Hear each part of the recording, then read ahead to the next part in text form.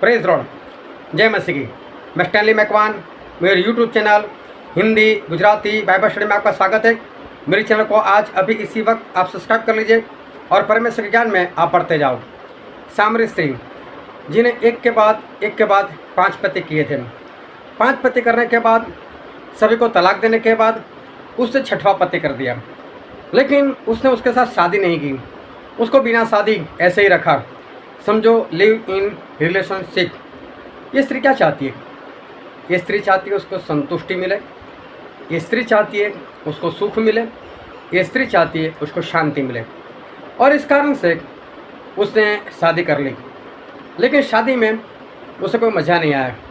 उसका पति उस तरह से नहीं निकला जैसा उसने चाहा होगा, इसलिए उसने उसको तलाक दे दिया, दूसरी शादी कर ली।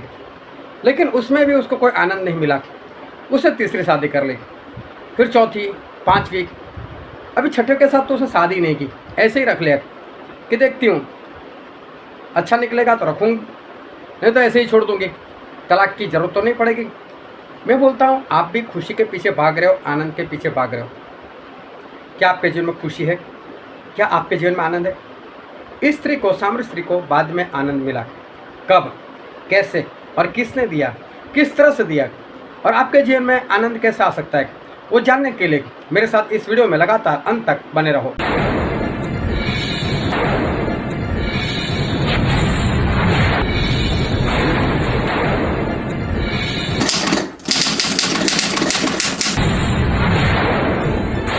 हालेलुया। परमेश्वर पिता का बहुत धन्यवाद करते हैं, क्योंकि हमारे परमेश्वर हमसे बातचीत करते रहते, और आज भी हमारे परमेश्वर बातचीत करने वाले, तो बहुत ध्यान से परमेश्वर के वचन को सुनना।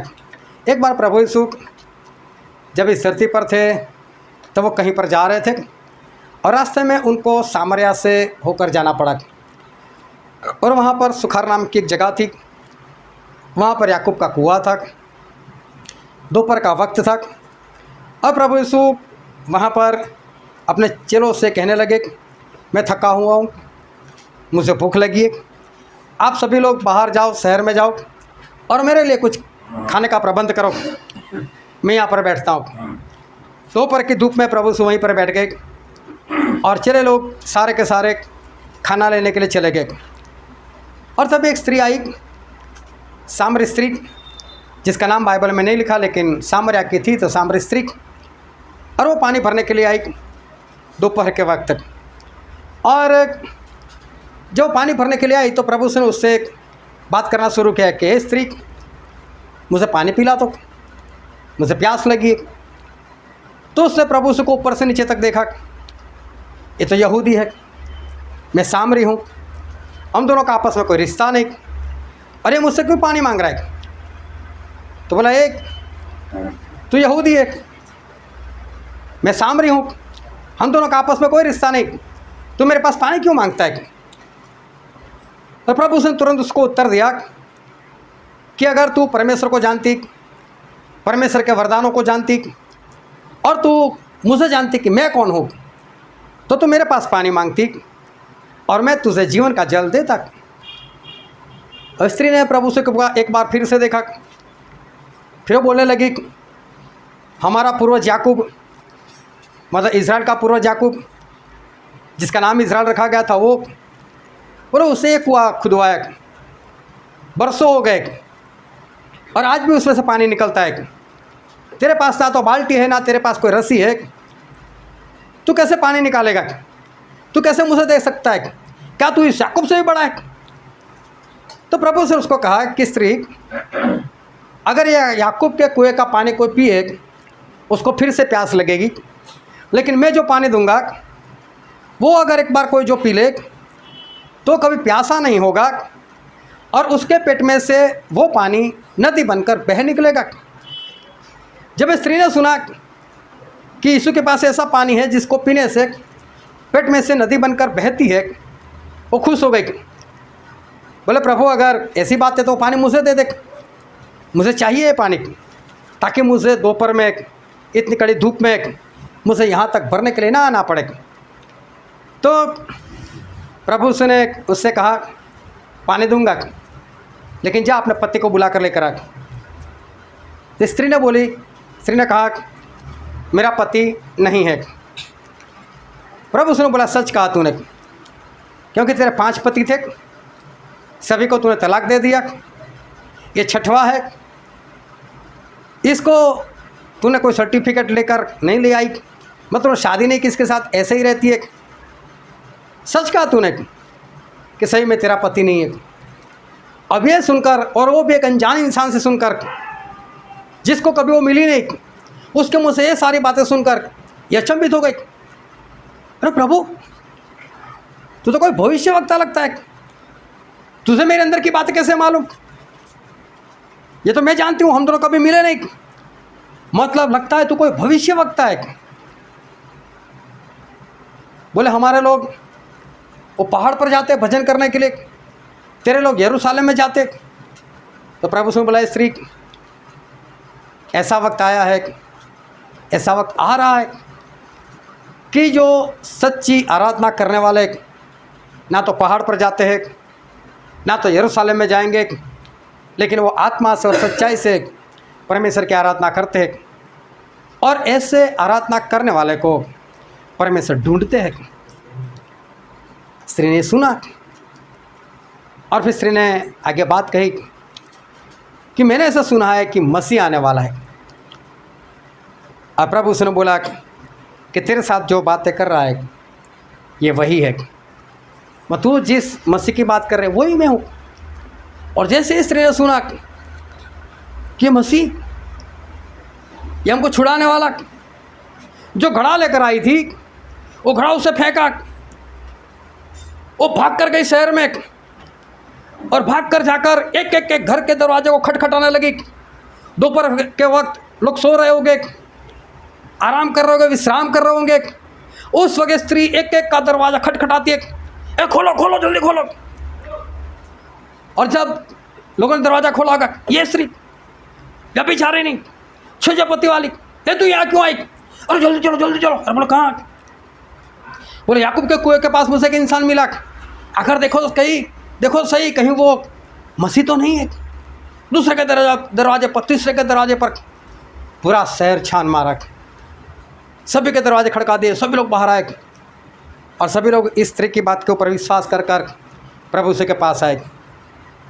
2 दिन रुके, 2 दिन के बाद सभी लोग स्त्री के पास आए। बोले अब तेरे कहने से नहीं, लेकिन हमने भी मान लिया कि यीशु ही मसीह है। बोले पहले तेरे कहने से माना था, लेकिन अब हमें अनुभव हो गया। ये स्त्री पूरे शहर वासियों को लेकर आई और प्रभु उसके साथ मिला दिया। लेकिन थी एक व्यभिचारिणी स्त्री, 6 पति कर चुकी थी।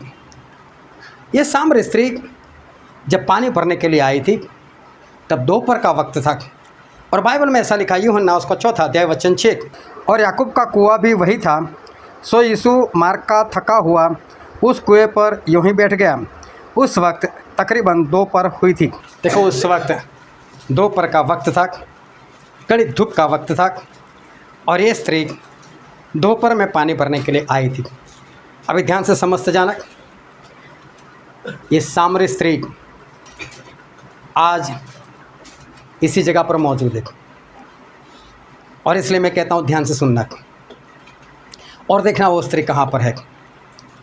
ये सामरी स्त्री दोपहर में आई थी, कड़ी धूप में आई थी, और देखो प्रभु यीशु तो वहाँ पर थे ही, और ये स्त्री आई, तीसरा कोई भी नहीं था। इतनी लंबी इनकी बातचीत चली, चेले शहर में गए थे, वो वापस आ गए, तब तक तीसरा कोई नहीं आया। कारण क्या था कि औरतें सुबह उठकर, ये बरसों पुरानी जो औरत थी उसकी बात कर रहा हूँ, जिनको कुएं से पानी भरकर लाना होता था, शहर से बाहर जाना होता था, कड़ी धूप में कौन जाएगा, ये सारा काम सुबह सुबह निपटा लेती थी स्त्रियाँ।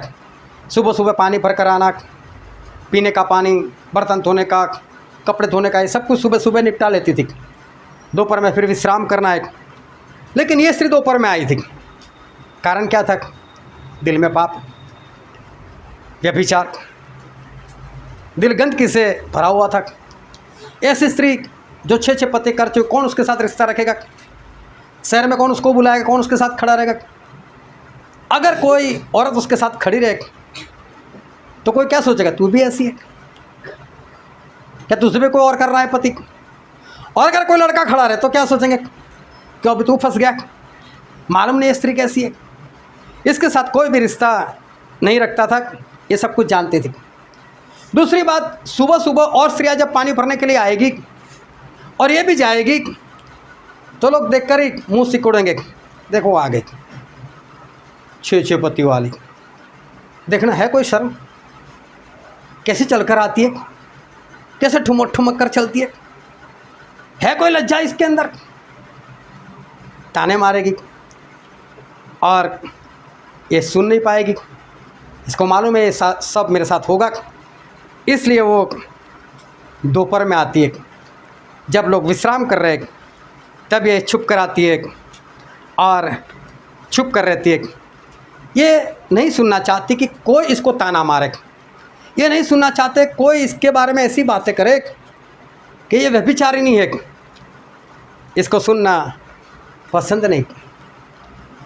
और ये स्त्री प्रभु से मिल गई, प्रभु से जीवन के जल की बात की, कैसे प्राप्त कर सकते वो बात की। और जब उसको पता चला यही मसीह, यही जीवन का जल मतलब पवित्र आत्मा देने वाले परमेश्वर, और वो बहुत खुश हो गई।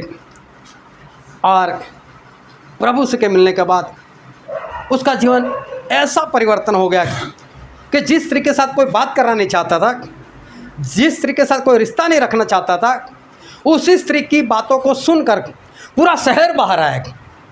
सोचो ये स्त्री कितना बदल गई होगी, इसके जीवन में कितना परिवर्तन आया होगा। और बाइबल में लिखा है, यूहन्ना उसका 4 अध्याय और 28 और 29 वचन, तब स्त्री अपना घड़ा छोड़कर नगर में चली गई और लोगों से कहने लगी, आओ एक मनुष्य को देखो जिसने सब कुछ जो मैंने किया मुझे बता दिया, कहीं वह तो मसीह नहीं है। यहाँ पर बाइबल में लिखा है, ये स्त्री घड़ा रखा और शहर में गई, और शहर में जाकर सभी लोगों को जगा कर बोलने लगी कि देखो मुझे एक इंसान मिला है, कहीं वो तो मसीह नहीं। लेकिन सोचो सिर्फ, क्या स्त्री ऐसे धीरे से उसने घड़ा रखा, फिर ऐसे धीरे से गई? नहीं। जब वो बातें कर रही थी प्रभु यीशु से, और प्रभु से जब उसको कहा, क्या तू सच बोल रही है, तेरा पति नहीं है, क्योंकि 5 थे, तलाक दे दिए, 6वां तो ऐसे ही रखा है। और स्त्री की आंखें 4 हो गए हैं, इसको कैसे मालूम, तू तो कोई भविष्यवक्ता मालूम पड़ता है, घड़ा भूल गई अभी, पानी भूल गई है, और तू तो कोई भविष्यवक्ता मालूम पड़ता है। हाँ, बोले हमारे वाले उस पहाड़ पर जाते हैं, तुम्हारे वाले यरूशलेम जाते हैं, सच्चाई क्या है? प्रभु बोलते वो सब छोड़, सच्चा आराधक वो तो आत्मा और सच्चाई से परमेश्वर की आराधना करता है, और परमेश्वर उसको ढूंढते हैं, ऐसे आराधना करने वाले को ढूंढते हैं जो सच्चाई से और आत्मा से परमेश्वर की आराधना करता है। हालेलुया। और देखो स्त्री ने जब सुना अंदर से बहुत खुश हो गई, परमेश्वर को ऐसे चाहिए, क्योंकि यरूशलेम जा नहीं सकती थी, रिश्ता नहीं था। अंदर से कुड़कुड़ाती हो गया, मैं कैसे जाऊँ यरूशलेम में, कैसे परमेश्वर की आराधना करूँ, ये पहाड़ पर तो मेरे लोग ऐसे ही चले जाते। सच्चाई मालूम थी उसको, लेकिन उसको ऐसा था कि यरूशलेम जाना पड़ेगा तभी परमेश्वर खुश होंगे। लेकिन जैसे सुना नहीं, तू कहीं पर भी बैठ, कहीं पर भी आराधना कर, लेकिन सच्चाई से आत्मा से करे, खुश हो गई। और तू तो मसीह मालूम पड़ता है, मैंने सुना है मसीह आने वाला है। अरे बोले मैं वही हूँ। और जैसा स्त्री ने सुना होगा, इससे घड़ा रखा नहीं होगा, ये फेंका घड़ा, ऐसे भागे, खोल खोल विलास, दरवाजा खोल, मैंने जितना जितना किया देख। वो उससे क्या दिखाया, एक एक घर जाकर बोली होगी, वो बाहर निकल बाहर निकल। कितनी खुशी किस बात में मालूम है? अपने पाप दिखाने में, जिससे वो डरती थी कोई उसको ना बोले।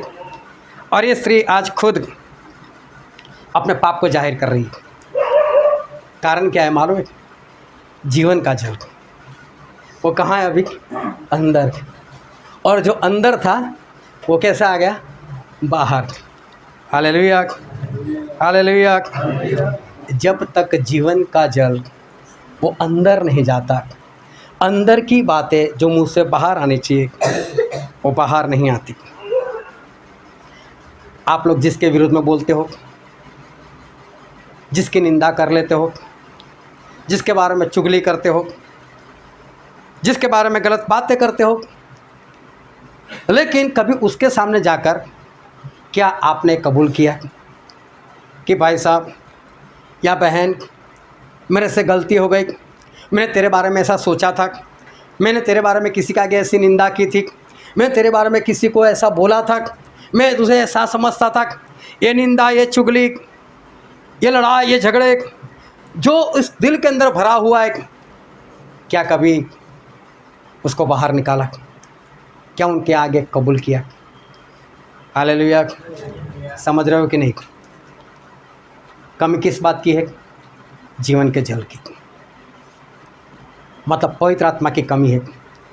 जिस दिन ये पवित्र आत्मा अंदर आ जाएगा, ये पुराने जीवन का जो घड़ा है ना, उसको रखोगे नहीं, आप फेंकोगे। ये पुरानी इंसानियत जाती क्यों नहीं? ये पुराना स्वभाव बार बार क्यों दिखता है? क्योंकि जीवन का जल जो अंदर जाना चाहिए वो अंदर नहीं जाता, और इस कारण इंसान का घड़ा, उसका पुराना जीवन आज भी उसके साथ वहीं पर है।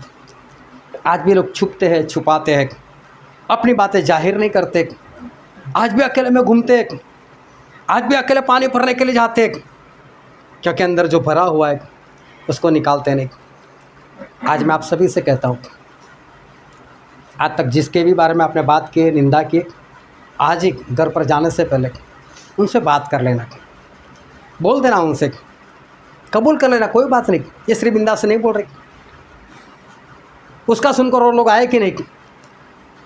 कबूल करने से एक ही काम होगा, आपको आत्मा जीत पाओगे, नहीं तो आपका भी आत्मा नाश, सामने वाले का भी आत्मा नाश। स्त्री का घड़ा तब छूट गया जब पवित्र आत्मा से वो भर गई।